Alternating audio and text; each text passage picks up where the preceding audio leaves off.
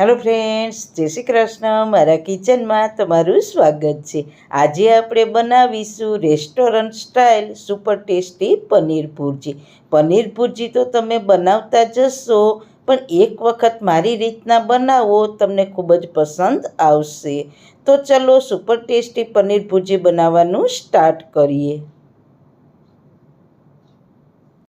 Recipe start કર્યા પહેલાં જો તમને મારી રેસીપી ગમતી હોય અને હજુ સુધી ચેનલને સબસ્ક્રાઇબ ન કરી હોય તો પ્લીઝ સબસ્ક્રાઇબ કરજો અને બાજુમાં આપેલ બેલ આઇકન પ્રેસ કરજો, એટલે નવી નવી રેસીપીના નોટિફિકેશન મળતા રહે.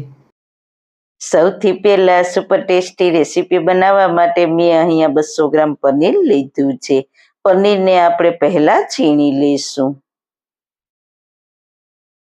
જો તમને છીણ પસંદ ના હોય તો તેને નાના ટુકડામાં સમારી પણ શકો છો. આ રીતના છીણી લઈશું.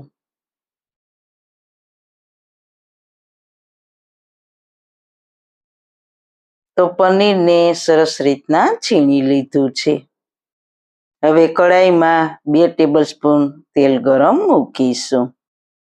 તેલ ગરમ થાય એટલે તેમાં 1 ચમચી જીરું સરસ સતળાઈ જાય એટલે તેમાં 1 લીલા મરચાંને બારીક સમારીને નાખીશું અને 2 મીડિયમ ડુંગળીને પણ બારીક સમારીને નાખીશું. અને ડુંગળી અને મરચાંને સારી રીતના સોફ્ટ કરી લઈએ. ગેસની મીડિયમ ફ્લેમ ઉપર ડુંગળીને સોફ્ટ થવા દઈશું. ડુંગળી સરસ રીતના સોફ્ટ થઈ ગઈ છે. હવે તેમાં 2 ચમચી આદુ લસણની પેસ્ટ નાખીશું.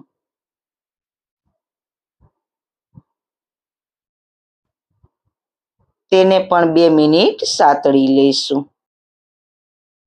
તો બધી જ વસ્તુને સારી રીતના સાતળી લીધી છે. ડુંગળી પણ સરસ સોફ્ટ થઈ ગઈ છે.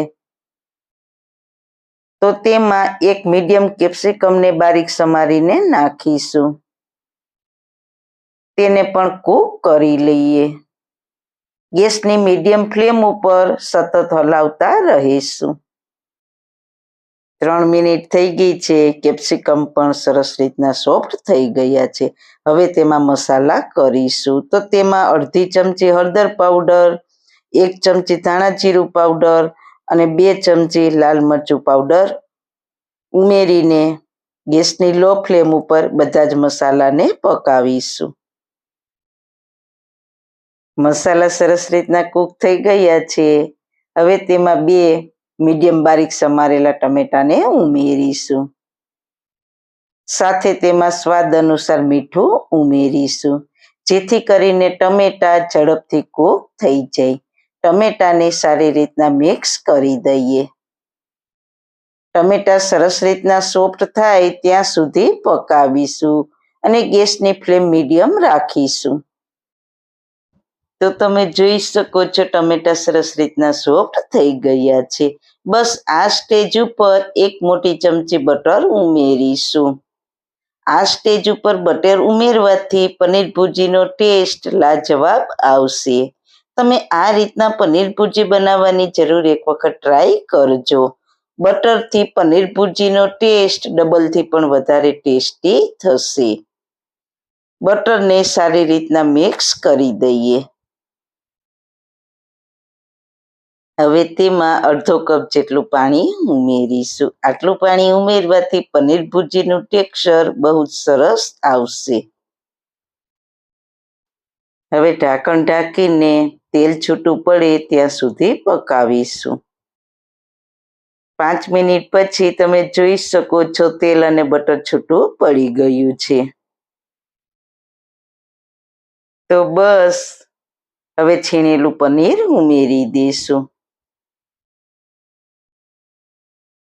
પનીરને ગ્રેવીમાં સારી રીતના મિક્સ કરી દઈએ.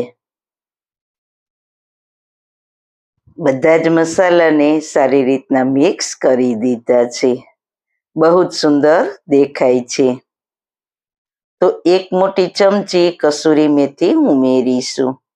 નાની અડધી ચમચી ગરમ મસાલો ઉમેરીશું. બંને વસ્તુને સારી રીતના મિક્સ કરી દઈએ.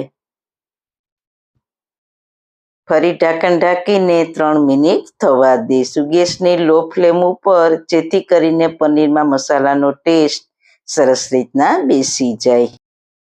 3 મિનિટ થઈ ગઈ છે તો આપણું સુપર ટેસ્ટી પનીર ભુરજી બનીને તૈયાર છે. હવે ગેસની ફ્લેમ બંધ કરી દેશું અને શાકને ધાણા ભાજીથી સજાવીશું. તો તૈયાર છે આપણું એકદમ સુપર ટેસ્ટી પનીર ભુરજી. તો તેને સર્વિંગ પ્લેટમાં સર્વ કરીશું. તો આ પનીર ભુરજીને રોટલી પરાઠા નાન સાથે સર્વ કરશો તો બહુ ટેસ્ટી લાગશે. અને હા, બટર નાખવાનું બિલકુલ ના ભૂલતા. બટરથી ખૂબ જ સરસ ટેસ્ટ આવશે. તો જરૂર ટ્રાય કરજો. તો સારું ખાઓ, ખુશ રહો. આવી સરસ રેસીપી જોવા માટે તમારો ખૂબ ખૂબ આભાર.